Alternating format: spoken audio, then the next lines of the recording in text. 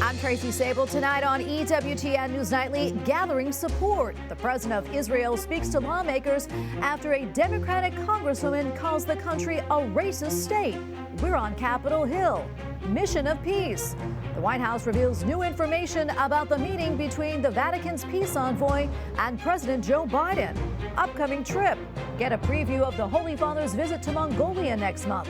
Watch our report from Rome. Plus, summer at the Vatican. Pope Francis visits a summer camp for children of Vatican employees. See their reaction. And we have more stories we are excited to bring you tonight. From EWTN, the Global Catholic Network, this is EWTN News Nightly. Thank you for being with us. Our top story tonight, Congress is back with a lot going on, including events, hearings, and a defense policy bill that needs to make its way to the president's desk. Lawmakers also came together in a joint meeting to hear an address by the president of Israel. Capitol Hill correspondent Eric Rosales has the latest for us. Eric? Yes, Tracy, a very busy day up here on Capitol Hill after several members of the Progressive Democratic Party spoke out against Israel. That brought a lot of criticism from Republicans and even some Democrats, like even House Speaker Nancy Pelosi, the former House Speaker, that is. All this just before the president of Israel spoke to a joint meeting of Congress highlighting the 75th anniversary of the State of Israel. To us, it is clear that America is irreplaceable to Israel and Israel is irreplaceable to America. Israeli President Isaac Herzog spoke of the future and challenges ahead, especially with Iran and its nuclear program. The Iranian regime, together with its proxies throughout the Middle East, is aiming and working towards destroying the State of Israel, killing the Jews, and challenging the entire world. President Herzog even addressed the criticism of Democrats, but adds one doesn't have to accept it. But criticism of Israel must not cross the line into negation of the State of Israel's right to exist. What do we want? Democracy! When do we want it? Meanwhile, outside, demonstrations both for and against the visit took place. We are here to welcome President Herzog, to support President Herzog speaking to Congress, to support Israel, but at the same time to support Israeli democracy. We oppose the existence of the state. It's forbidden for Jews to steal, to occupy. This is not a religious conflict. Also in Congress, House Republicans held a hearing investigating President Joe Biden and his family business dealings. Two IRS agents testified about how they were taken off the Hunter Biden case when they wanted to bring felony tax charges. It appeared to me, based on what I experienced, that the U.S. Attorney in Delaware in our investigation was constantly hamstrung, limited, and marginalized by DOJ officials as well as other U.S. attorneys. United States Attorney Weiss and Attorney General Garland will each be sitting before these committees one day. They will have to admit that despite all their obfuscation, the absolute fact is that this case was presented to two presidentially appointed U.S. attorneys in D.C. and California. That no charges were brought in those districts tells you everything that you need to know. Meanwhile, over in the Senate, debate continues on their version of the National Defense Authorization Act. Now, it does not contain any pro-life or pro-family amendments like the House-passed bill. Today, Senate Majority Leader Chuck Schumer told members that he'd like to have it passed by next Friday, just before the start of the August recess. Tracy? Okay, thank you, Eric, for that report. Well, the White House reveals new information about President Joe Biden's meeting with Pope Francis's peace envoy, Cardinal Matteo Zuppi. While it was closed to the press, the administration did release what it calls a readout of the discussion, including talk about the war in Ukraine. White House correspondent Owen Jensen reports. Owen? Tracy, the meeting between President Joe Biden and Cardinal Zuppi, which the Vatican says lasted over an hour, was held, quote, according to the Vatican, in an atmosphere of great cordiality, end quote. And it comes as Russia continues bombing Ukraine. For the second night in a row, a Russian air raid targeting the southern port city of Odessa in Ukraine. Grain and oil terminals damaged. Firefighters battle the flames. At least 12 people wounded, according to Ukrainian officials. Meanwhile, after spending time Tuesday at the U.S. Capitol, Cardinal Matteo Zuppi then met with President Joe Biden, the White House writing a summary of their discussions. President Biden shared his wishes for Pope Francis's continued ministry and global leadership and welcomed the recent nomination nomination of a U.S. Archbishop as cardinal. They also discussed the Holy See's efforts providing humanitarian aid to address the widespread suffering caused by Russia's continuing aggression in Ukraine, as well as the Vatican's advocacy for the return of forcibly deported Ukrainian children. Also today in the White House press briefing room, the Department of Defense announced a new security assistance package to support the people of Ukraine as they bravely defend their country. This package includes more critical air defense capabilities. Meanwhile, Alabama Senator Tommy Tuberville has taken a lot of heat, but he's not backing down from his stance against the Department of Defense policy of funding abortion-related travel expenses, tweeting just today, "The current policy is extreme and unprecedented. We had an abortion policy for nearly 40 years, supported by Republican and Democratic administrations alike. Now the Biden administration is forcing taxpayers to fund elective abortion." The Pentagon says the hold is hurting military readiness, but Senator Tuberville is not buying that. He says more than 5,000 veterans have expressed their support for what he's doing. Tracy? Okay, thank you, Owen. Former President Donald Trump speaks out about the latest criminal probe directed at him. He blames President Biden's Justice Department for targeting him and separately the Catholic Church. It's a disgrace. If you say something about an election, they want to put you in jail for the rest of your life. It's a disgrace. The level of hatred, the level of, what they do and what they're doing to people, what they're doing to the Catholic Church. Well, the FBI faced criticism for a letter targeting Catholics, which it later rescinded.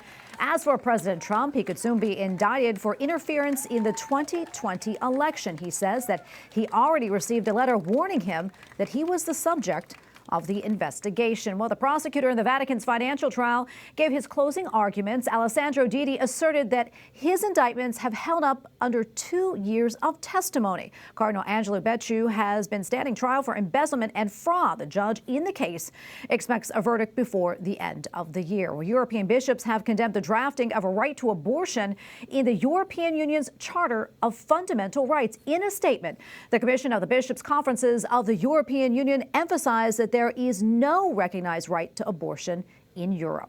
The bishop said, quote, "Respect for the dignity of every human being in every stage of its life, especially in situations of complete vulnerability, is a fundamental principle in a democratic society."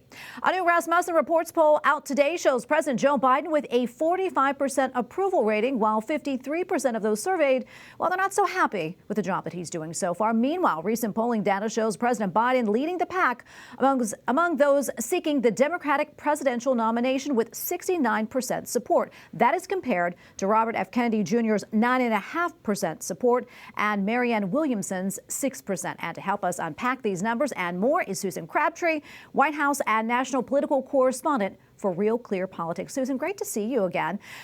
According to the polling data, it seems that President Biden has really strong support among Democrats. This despite questions over his mental fitness and age and even the upheaval over the illegal drugs recently discovered at the White House. That said, why do you think he's the favorite right now, and what makes him stand out? Well, you do really see this disconnect between what people and the American public, how they view the president. We have it at Real Clear Politics average has Biden's approval at 41%, 41.9%, and approving, and 53% disapproving. That's a little bit better, I think, that because the economy is doing a little bit better now in the last couple of weeks than the high of 57% of disapproving that Biden had in July. And you also have the direction of the country with only 23.6% of people believing it's on the right track.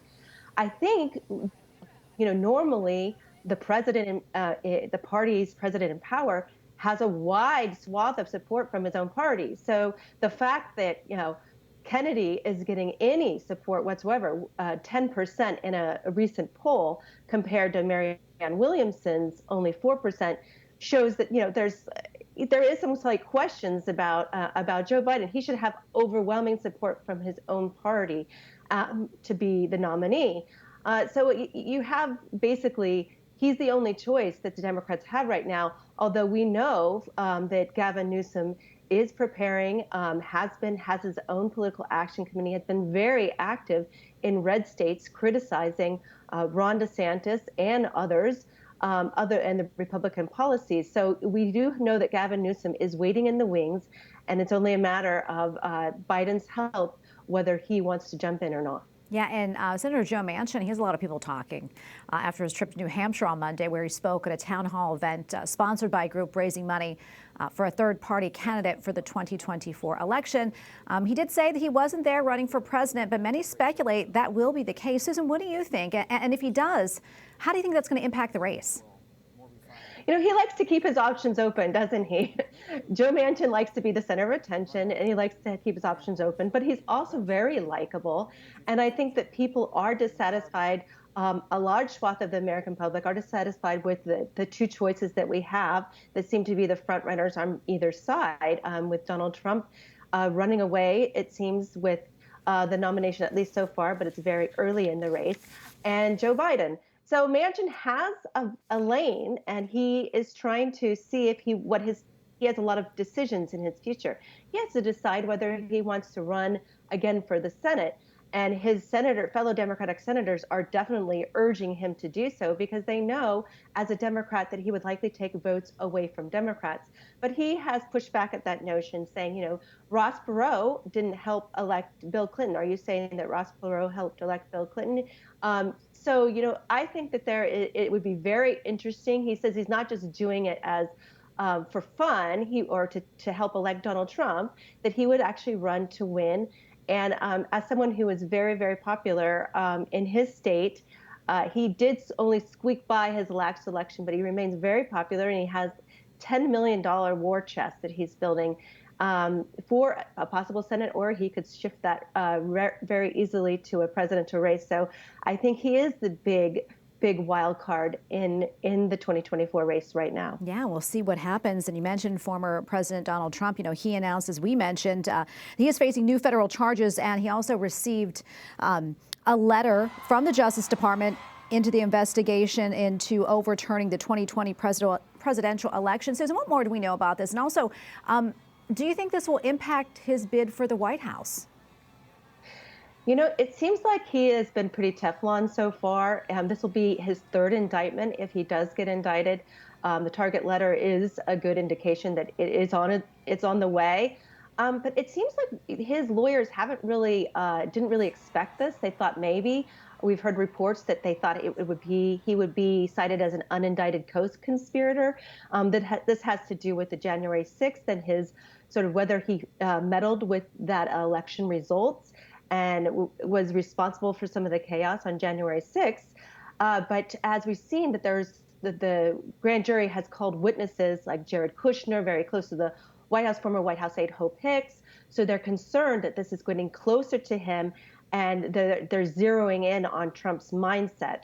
I think that in terms of its impact on the race, you know, his loyal base is extremely supportive of him. It's almost like they see these indictments as a challenge, as proving what Donald Trump likes to say, that the Justice Department is out to get him, and it's witch hunts upon witch hunts that are politically motivated. But you know, his fellow challengers for the nomination, or competitors for the nomination, Ron DeSantis, and other people like Nikki Haley are beginning to be a little more critical about his handling of January 6th in the wake of this target letter. You had DeSantis saying that, you know, he really should have handled things better. He should have come out earlier and said, you know, to stand down for his the Capitol rioters to stand down. But he doesn't think he should be prosecuted over it. Nikki Haley was a little stronger in her words about it. So you see the challengers are desperately trying to make inroads, but DeSantis is having a difficult time and really making it a competitive race so far. There is a long time in this race ahead. We have, you know, months and months and months, and certainly the debate in August will be a really big time. Trump has said that he is not going to participate in that debate, so Ron DeSantis could really shine, and you have others. that are trying to Tim Scott, who are really trying to get some momentum to their campaigns, and Nikki Haley, and this will give them a good opportunity on that debate stage in August if Trump isn't there. And it should be interesting to see how this all shakes out. Susan, great to be with you. Thank you so much for your insights. It's wonderful to be with you. And we have a lot more still to come here on EWTN News Nightly, including new threads, how Twitter's new rival renews the debate over social media, and a call to fraternity. Get ready for next summer's National Eucharistic Congress.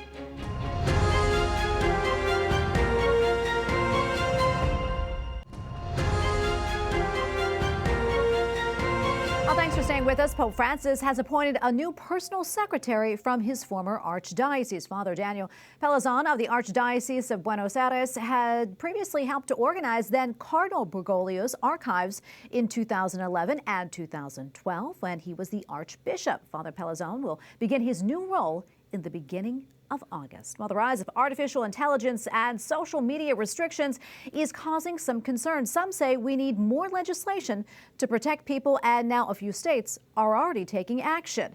Joining us now with more is Claire Morel, a senior policy analyst at the Ethics and Public Policy Center. Claire, great to be with you today. A lot to get to. But first, Meta recently launched its rival to Twitter, as we know, known as Threads. And Meta, as some may know, is the parent company of Facebook, Instagram, and WhatsApp. That being said, what type of impact do you think centralizing these platforms could have on free speech? Yeah, so I think we're already seeing that the centralization of these platforms is really oppressive to free speech, particularly because of the ownership of Mark Zuckerberg. It has been shown in the past that Facebook had a blacklist of people that it was actively censoring, and conservatives who recently joined the new Threads platform were already quickly experiencing censorship. The Libs of TikTok account posted something that said non-binary isn't real and immediately had her post removed. And so there's already censorship happening, but the deeper issue here is that currently how much speech, how free speech is on these platforms and how much censorship is happening really depends on the ownership of the platforms. And it should not be that way. And so we need a public policy solution, a legal solution to protect the rights of Americans to free speech for the sake of our democracy. And so this is concerning to see this new Threads app already engaging in this censorship that has been known to the past Meta platforms already. Yeah, and as you said, you know, it can be dangerous if one owner or one company controls the public square here. What can be done to protect censorship on these platforms, Claire? I mean, no matter who's in control. Exactly. That is what we need, is a public policy solution. So first and foremost, Congress could reform Section 230. This is the current law that governs the internet, which has allowed these companies to get away with censorship, hiding behind this vague term, otherwise objectionable, in a provision that was meant to empower companies to remove content that's harmful to children, content that's obscene, lewd, or lascivious. But this term, otherwise objectionable, got tacked on to the end. And that's what these platforms have been using to engage in censorship. Professing that this conservative or Christian viewpoints are otherwise objectionable, and they've been protected then, given immunity for that content moderation, and so users have no means of legal recourse.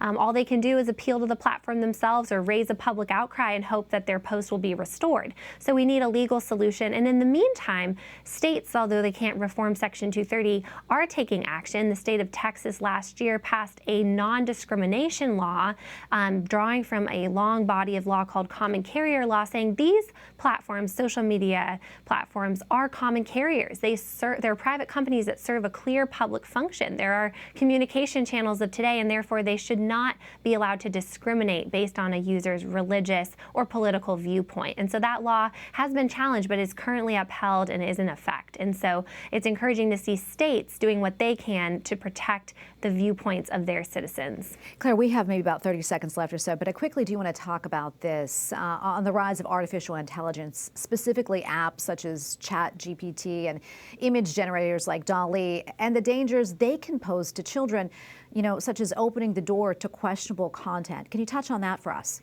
Yes, I think that the dangers we've seen of social media online are only going to be further exacerbated by AI, because it's going to make it very easy for children to encounter very harmful content online, and particularly the image-based AI platforms. They're text to image, and so a child could type in, show me a picture of a naked woman, and it will generate that for them. Even more concerning is pedophiles and predators are able then to use innocent images of children online to generate more easily child pornography using these text-to-image platforms. And so it's only going to increase the amount of child exploitation online and make it more easy for children to access such harmful material. And so we really need Congress to step up and put regulations in place before it's too late. Yeah, and we have our work cut out for us as parents in that respect as well. Claire, thank you so much for coming on. Really appreciate it. Thank you for having me.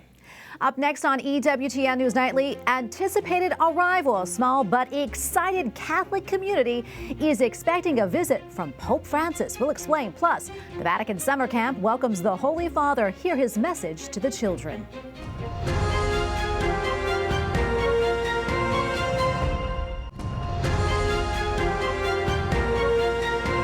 Welcome back to EWTN News Nightly. Next year's National Eucharistic Congress is set for July 17th through the 24th, and the theme, Fraternity to Heal the World. And this will mark the first National Eucharistic Congress in 83 years. Thousands of Catholics are expected to attend. The event will offer Mass, a citywide Eucharistic procession, and breakout sessions based on a theme for each day. And you can expect to see some familiar faces there, including Father Mike Schmitz, Bishop Robert Barron, and our very own Monse Alvarado, president of EWTN News and host of EWTN News In Depth. And once you're there, look for our EWTN booth where you can meet some of our favorite hosts. Go to EWTN.com/Eucharist for an exclusive registration offer. Well, the Catholic community in Mongolia may be small, but they are expecting a big visit. Pope Francis is planning to travel to the country from August 31st to September 4th. EWTN Vatican Bureau Chief Andreas Tannhauser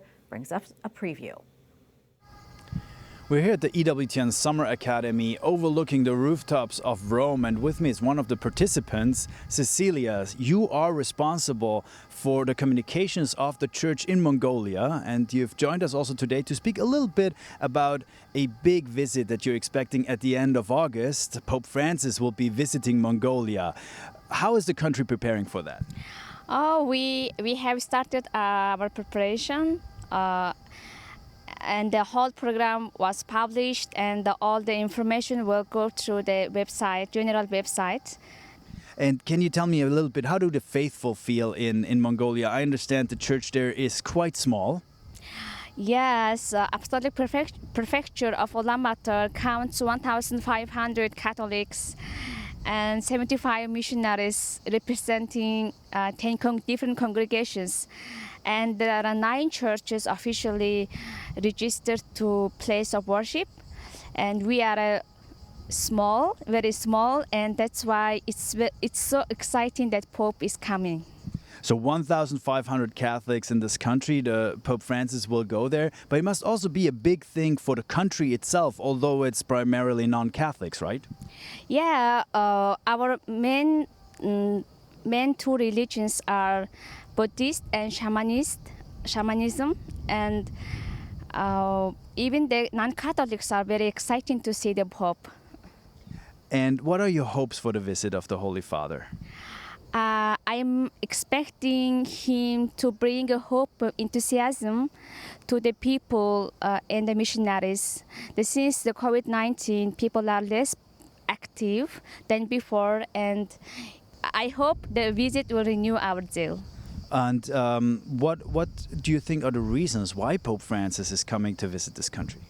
Firstly, our president, Kurusuh, invited him.